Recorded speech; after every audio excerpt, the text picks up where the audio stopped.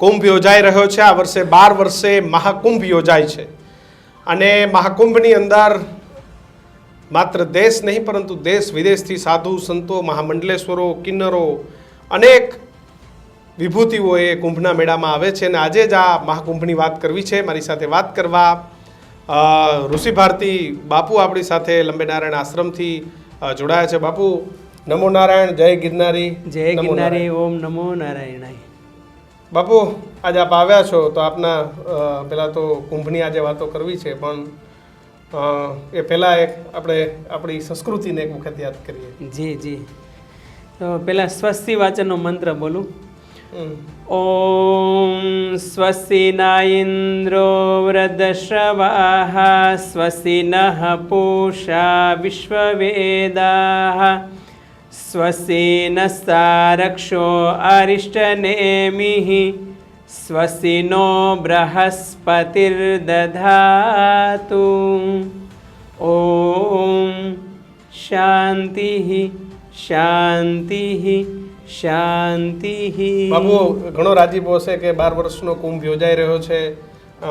2 દિવસ પહેલા તમારો જે જૂનો અખાડો છે એની પેશવાઈ પણ થઈ ગઈ છે। કેવી તૈયારી છે ને આ વખતેનો કુંભ કેવો છે બાપુ, શું અલગ છે? જો ન્યૂઝરૂમના માધ્યમથી કિશન જણાવું કે આપણે ત્યાં કુંભના 3 પ્રકાર છે। એક તો કુંભ અને ત્રીજું મહાકુંભ। 3 વર્ષે કુંભ આવે છે અને 6 વર્ષે અર્ધકુંભ અને 12 વર્ષે મહાકુંભ છે। તો 2019 પછી 2025નો આ મહાકુંભ પ્રયાગ ખાતે યોજાઈ રહ્યો છે। તો સૌપ્રથમ તો આ કુંભ એનું પ્રાગટ્ય, એની કથા કઈ રીતે આવી છે એના વિશે થોડી ચર્ચા કરીએ કે શ્રીમદ ભાગવતમાં સમુદ્ર મંથનની કથા છે। દેવતાઓ અને દાનવોનું યુદ્ધ થયું ત્યારે એ સમુદ્ર મંથનમાંથી 14 રત્નો નીકળ્યા અને એમાં મહાકુંભ પણ અમૃતનો મહાકુંભ નીકળ્યો। દાનવો દ્વારા એ અમૃત કુંભ દાનવોને મળે એટલે પોતે પાતાળ લોકમાં વાસુકી દેવને ત્યાં સુરક્ષિત રાખ્યો। દેવતાઓને ખ્યાલ આવ્યો એટલે ગરુડજીને મોકલ્યા છે। વળી ગરુડજી પાતાળ લોકમાંથી અમૃત કુંભ લઈને આવે છે। ફરી દેવતાઓ અને દાનવો વચ્ચે એ અમૃત કુંભ લેવા માટેનું યુદ્ધ થાય છે અને એ યુદ્ધ 12 દિવસ સુધી ચાલ્યું અને એ મનુષ્યના 12 વર્ષ થાય। તો એ યુદ્ધ વખતે જ્યાં જ્યાં એ અમૃત કુંભમાંથી એ અમૃતના બુંદ પડ્યા એ 4 જગ્યાઓ હતી। એક તો પ્રયાગ, ઉજ્જૈન, હરિદ્વાર અને નાસિક। તો આ 4 જગ્યામાંથી અત્યારે જે કુંભ મહાકુંભ આવી રહ્યો છે એ પ્રયાગમાં થઈ રહ્યો છે। આ એક આપણી કથા રહી છે અને મારી દ્રષ્ટિએ આપણે સનાતન ધર્મની જે સંસ્કૃત શૈલી છે એમાં 3 પ્રકારની શૈલીનો પ્રયોગ થયો છે। એક તો પ્રતિકાત્મક શૈલી, બીજી પ્રશ્નાત્મક શૈલી અને ત્રીજી તાત્વિક શૈલી। તો જે દેવતાઓ અને દાનવોનું યુદ્ધ થયું, પાતાળ લોકમાંથી અમૃત કુંભ લઈ આવ્યા, એ પ્રતિકાત્મક કથા છે। પણ એનું અધ્યાત્મ રહસ્ય શું છે એના વિશે આપણે થોડું ચિંતન ક્યારેક કરવું જોઈએ। મને જે સમજાયું છે ગુરુદેવની કૃપાથી એ કે જ્યારે આપણું આ શરીર છે એ પણ એક કુંભ છે। કુંભનો અર્થ થાય છે ઘડો। આ સંસ્કૃત સાહિત્યમાં કપિલ ભગવાન એમ કહે છે કે આપણું 24 તત્વોનો આ ઘડો છે શરીર। તો એની અંદર પણ આપણું અમૃત કુંભ પડેલું જ છે। ક્યાં છે તો કે મૂલાધાર ચક્રમાં, જેને આપણે એનર્જી બોડી કહીએ છીએ, જેને સર્પન્ટ પાવર કહીએ છીએ, કુંડલિની કહીએ છીએ બીજી ભાષામાં। તો કોઈ પણ સાધક એ ધ્યાન દ્વારા જ્યારે કુંડલિની શક્તિને ઉર્ધ્વગમન કરીને સહસ્ત્ર દ્વાર સુધી પ્રવેશ કરે ત્યારે એ અમૃતનો અનુભવ દરેક સાધકને થતો હોય છે। તો જો સાધક પણ 3 પ્રકારના છે આ સેન્સમાં। એક સાધક એવો છે કે ઇન્દ્રિયોનું એ દમન કરે, બીજો સાધક છે ઇન્દ્રિયોનું છેદન કરે અને ત્રીજો સાધક છે વિવેકી છે જે ઇન્દ્રિયોનો સદુપયોગ કરે। અત્યાર સુધી તમે જો આપણે ત્યાં સાધનાઓ એવી આવી છે કે ઘણા સાધકો ઇન્દ્રિયોને છેદન કરી નાખે, આંખો ફોડી નાખે। એ ઇન્દ્રિયોનો કોઈ દોષ છે જ નહીં।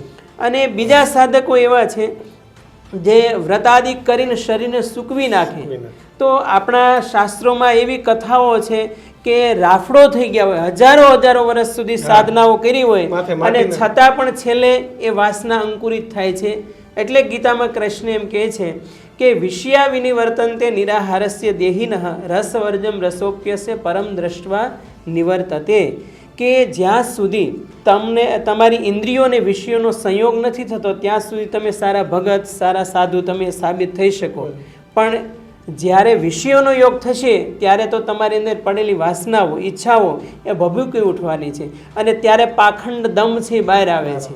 એટલા માટે સાધકે હંમેશા આધ્યાત્મિક સાધના દ્વારા, ધ્યાન દ્વારા કારણ શરીરમાં પડેલી જે વાસનાઓ છે એને નિર્મૂલન કરવાનો પ્રયાસ કરવો જોઈએ. અને એ ક્યારે થાય તો ઉપનિષદમાં 2 સુંદર ઉપાયો બતાવ્યા છે, મને જે સમજાણું છે ત્યાં સુધી. એક તો આત્માનમ રથિનમ શરીરમ વિદ્ધિ, શરીરમ રથમેવ ચ બુદ્ધિમ તુ સારથિમ વિદ્ધિ મનઃ પ્રગ્રહવાન નરઃ ઇન્દ્રિયાણી હ્યાનાહુ વિષયાંશેષુ ગોચરાઃ. તો એ સમયમાં ઋષિ મુનિઓએ દ્રષ્ટાંત આપ્યું છે કે આપણું શરીર છે એ રથ છે અને આપણો આત્મા છે એ રથી છે, બુદ્ધિ છે એ સારથી છે, મન છે એ લગામ છે અને ઇન્દ્રિયો છે ઘોડા છે અને પંચ વિષય છે એ રસ્તો છે. તો આ પંચ વિષય રૂપી રસ્તા ઉપર આપણો રથ રોજ ચાલ્યો જાય છે. પરંતુ જ્યાં સુધી રથી એને પોતાનો પરિચય ન્યા હોય કે હું કોણ, ત્યાં સુધી સારથી છે એને મન ફાવે ત્યાં રથ લે, ત્યારે રથીનું ચાલતું નથી. અને એવા સાધકો માટે હંમેશા એ પતનનો માર્ગ જ થાય છે. ગમે એવી સાધના કરે છતાં પણ એનું પતન જ થાય છે. અને એટલા માટે ગીતામાં કૃષ્ણે એમ કીધું ક્ષુદ્રમ હૃદય દૌર્બલ્યમ ત્યક્તોતિષ્ઠ પરમ તપ, તારી ક્ષુદ્રતા છોડી દે ને, તું કોણ છો એ તો જો. એટલે કૃષ્ણે એમ કીધું કે નૈનમ છિંદંતી શસ્ત્રાણી નૈનમ દહતિ પાવકઃ ન ચૈનમ ક્લેદ્યંત્યાપો ન શોષયતિ મારુતઃ. તું અજર અમર છો, શાશ્વત છો, આ તારું વાસ્તવિક સ્વરૂપ છે. જો આ પરિચય આપણને થાય તો આપણે હંમેશા બુદ્ધિના, મનના, ઇન્દ્રિયોના માલિક બની શકીએ. આ એક આધ્યાત્મિક જગતની રાજનીતિ પણ કહી શકાય, જો પોતાનો પરિચય થાય તો. અને બીજું એક દ્રષ્ટાંત ઉપનિષદમાં આપ્યું છે કે ઇન્દ્રિયભ્ય પરાહ્યર્થા અર્થેભ્યશ્ચ પરમ મનઃ મનસસ્તુ પરા બુદ્ધિ બુદ્ધિરાત્મા મહાન પરઃ મહતઃ પરમ અવ્યક્તમ અવ્યક્તાત પુરુષઃ પરઃ પુરુષા ન પરં કિંચિત સા કાશા સા પરાગતિ. શંકરાચાર્ય મહારાજે જે ઉપાય બતાવ્યો એ ઉપનિષદમાં કીધો છે કે પદાર્થથી પરમાત્મા સુધીની યાત્રા કરવી હોય તો હંમેશા સાધકે પોતાના પદાર્થો કરતાં પણ પરિવાર તરફ વૃત્તિ લાવવી જોઈએ, પરિવારથી શરીર તરફ વૃત્તિ વાળવી જોઈએ, શરીરથી ઇન્દ્રિયો તરફ, ઇન્દ્રિયોથી મન તરફ, મનથી બુદ્ધિ અને બુદ્ધિથી બિયોન્ડ ધી માઇન્ડ અને બિયોન્ડ ધી ઇન્ટેલેક્ચ્યુઅલ પાવર, એમાંથી આગળ વધી અને જે કારણ શરીર છે ત્યાં કારણ શરીરથી પર પોતાનો આત્મા છે. અને આ બધી સુધી એ તમે મહાકુંભમાં કરી શકો છો. બાપુ, આ વખતે શું આયોજન, કેટલું અલગ, જૂના અખાડા, કેવું ગુજરાતના મહામંડલેશ્વરો અને કેવી રીતે કુંભમાં સાધુ સંતો, ગુજરાતના સાધુ સંતો ત્યાં દેખાઈ આવશે ખાસ? જો આખા ગુજરાતમાંથી અને ભારતમાંથી આમ જો તો 100 કરતાં પણ વધારે મહામંડલેશ્વરો છે, જગતગુરુઓ છે. અને દરેક અખાડાના એક રમતા પંચ હોય છે. એમાં સભાપતિ, સંરક્ષક, મહામંત્રી, સેક્રેટરીઓ, થાનાપતિ, શ્રી મહંતો, અષ્ટકૌશલ કોઠારી, પૂજારી, ભંડારી, રમતો પંચ, એમ કરી અને બધા જ સંતો એ લગભગ આમ જો તો ભારત દેશમાં 55 લાખ સાધુઓ છે. હવે એમાંથી કેટલા ઉપસ્થિત રહે. અને આ વખતે સરકારશ્રીએ, યુપી સરકારશ્રીએ આંકડો જાહેર કર્યો હતો કે ગયા મહાકુંભમાં 20 કરોડની વસ્તી હતી, તો આ વખતે તો 45 કરોડ વસ્તી ભેગી થવાની છે. આખા વિશ્વમાં એક આ મહાકુંભનો રેકોર્ડ નોંધાશે. એટલે લગભગ જુઓ તો 6000 હેક્ટરમાં, એટલે આપણું એક આમ જુઓ તો બીજું અમદાવાદ વસી જશે. અને ભવ્ય, દિવ્ય અને ડિજિટલ, એટલે સરકારશ્રીએ પણ ડિજિટલાઇઝેશનનો સદુપયોગ કર્યો છે. અને ગુજરાતમાંથી તો બધા જ મંડલેશ્વરો પોતાની જે સગવડતા એ પ્રમાણે ત્યાં પણ તમે જુઓ તો એક મંડલેશ્વર નગરની એક અલગથી જ આખો ટેન્ટ બનાવવામાં આવે છે. તો ત્યાં બધા મંડલેશ્વરોને જ રોકાવાની વ્યવસ્થા, પોતપોતાના જે શિષ્ય સેવકો એ પણ ત્યાં અન્ન ક્ષેત્ર અને સત્સંગની અધ્યાત્મની ચર્ચાઓ એ પોતપોતાના આશ્રમના જે નિત્ય નિયમ નિત્યક્રમ એ પ્રમાણે આયોજન થતા હોય છે. તો હું તો એમ કહું છું કે મહાકુંભ છે એ આધ્યાત્મિક પ્રયોગ છે, જો સમજાય તો. બાકી માત્ર તમે વ્યવસ્થા ભોગવવા જાઓ તો નહીં, કારણ કે જો પ્રયાગ છે ને, પ્રયાગ એક પ્રયોગ છે. જ્યારે બ્રહ્માએ સૃષ્ટિની રચના કરી અને એ સૃષ્ટિની રચના થયા પછી પ્રયાગ ક્ષેત્રમાં સૌ પ્રથમ એક યજ્ઞનો પ્રારંભ થયો. એટલે પ્રથમ યાગ આયોજિત યત્ર ઇતિ પ્રયાગ. ત્યાં સૌ પ્રથમ યાગનો પ્રયોગ થયો, એટલે પ્રયોગ થયો છે. એટલે આ એક આધ્યાત્મિક યજ્ઞ છે. એટલા માટે પ્રયાગ ક્ષેત્ર વિશે એમ કીધું છે કે ત્રિવેણી માધવમ સોમમ ભરદ્વાજમ ચ વાસુકીમ વંદે અક્ષય વટમ શેષમ પ્રયાગમ. આખા કુંભને જોવું હોય, સમજવું હોય તો કેવી રીતે લોકો સમજી શકે? કારણ કે 13 તારીખથી 13 એટલે 1 મહિનો મહાકુંભ ચાલશે. જી. તો એ લોકો ટોટલ 45 દિવસ. હા, એટલે કેવી રીતે લોકો એ કુંભને સમજી શકે, બધી જ વસ્તુ જોઈ શકે, એના માટે થોડુંક લોકોને તમે કહો. જો અત્યારે સરકારશ્રીએ આવાગમન માટે સૌપ્રથમ તો ટ્રેન અને પ્લેનની પણ સ્પેશિયલ સુવિધા, પ્લેનની અહીંથી સુવિધા કરી છે. ડાયરેક્ટ લખનૌ નહીં, પરંતુ ડાયરેક્ટ પ્રયાગ પ્લેન જઈ શકે. અને બાય કાર તો વ્યવસ્થા છે જ. અને ત્યાં પણ રોડ, રસ્તા, લાઇટ, વીજળી, પાણી બધી જ સુવિધા છે. અને આ કુંભમાં મેં સાંભળ્યું છે ત્યાં સુધી કે આધ્યાત્મિકતા તો ખરી જ, ભક્તિ, ભજન, ભોજન અને સત્સંગ આ તો ખરું જ, પણ સાથે સાથે કેટલાય લોકોને આજીવિકા મળી રહે એટલા માટે ત્યાં દુનિયાભરની ચીજ વસ્તુઓ પણ મળી રહે એના માટે સ્ટોલ પણ નાખવામાં આવ્યા છે. તો એક રોજીરોટીનો પણ વ્યવહાર થઈ શકે, કે આજીવિકા પણ કેટલાય લોકોને પોતાની રોજી મળી રહેશે આ કુંભમાંથી. તો ન કેવળ આધ્યાત્મિક પરંતુ ભૌતિક ક્ષેત્રે પણ. અને આને જ હું તો એમ કહું છું, ધર્મ જે કણાદે કીધો છે, યતો અભ્યુદય નિશ્ચય સિદ્ધિસ્સ ધર્મ. ધર્મ એને કીધો છે કે જે આધ્યાત્મિક અને ભૌતિકતા બંનેનો સુભગ સમન્વય થાય.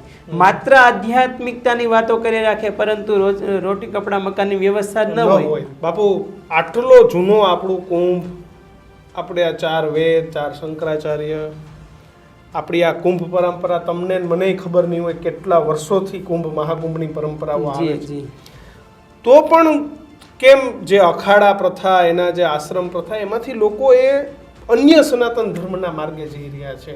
અને કુંભમાં તમે કીધું કે આટલી લોકો આવશે, પણ એ જૂની પ્રથાઓને કેમ લોકો ભૂલી રહ્યા છે? જુઓ, આ એક પ્રયાસ છે કુંભના માધ્યમથી ફરી જોડવાનો. જી, જો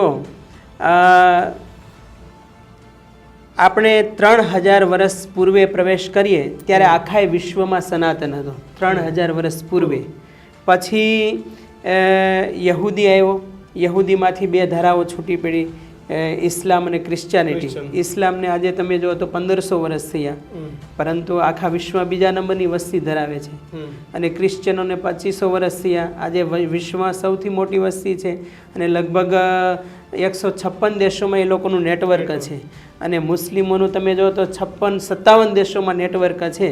અને 3જા નંબર ઉપર આપણે સનાતનીઓ આવીએ છીએ, અને 125 કરોડ વસ્તી સનાતનીઓની છે. અને આજે બાંગ્લાદેશની સ્થિતિ તમે જુઓ તો મને એમ લાગે છે કે જે સૌ પ્રથમ આ દેશમાં તમે જો એનાલિસિસ તમે કરો તો ઋષિ સંસ્કૃતિ હતી, પછી બ્રાહ્મણ સંસ્કૃતિ આવી, પછી શ્રમણ સંસ્કૃતિ આવી. તો વચ્ચેનો જે સમય આવ્યો ને એ થોડો કોમ્પ્લિકેટેડ થયો છે. સંસ્કૃત સાહિત્ય એટલું કઠિન થયું, વિધિ વિધાન એટલા કઠિન થયા કે સામાન્ય લોકો સુધી પણ એ અઘરા થયા અને ખર્ચાળ પણ થયા. એટલે આ આમ જનતા જે હતી એ ધીમે ધીમે ખસવા લાગી. અને મારા ચિંતન પ્રમાણે આ દેશમાં અત્યારે પણ 700 જેટલા સંપ્રદાયો ચાલે છે, અલગ અલગ.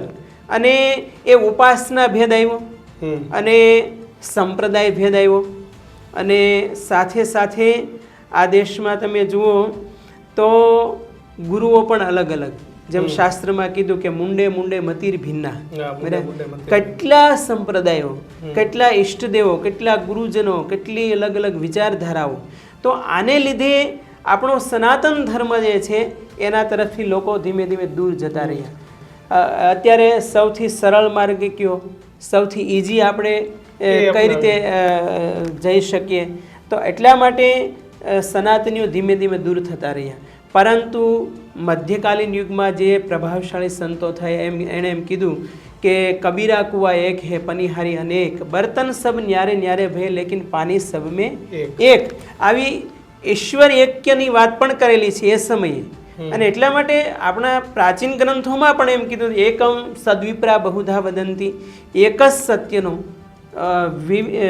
અલગ અલગ શબ્દોમાં એનું વર્ણન છે, પરંતુ તત્વ તો આખરે એક જ છે. પરંતુ એવું જ્ઞાન પીરસનારા સંતો બહુ ઓછા રહ્યા. તો મહાકુંભમાં ભેગા થશે. મહાકુંભમાં ભેગા થશે બધાય, એટલે બધી પરંપરાઓ ત્યાં ભેગી થઈ અને જશે. એક સારો વિચાર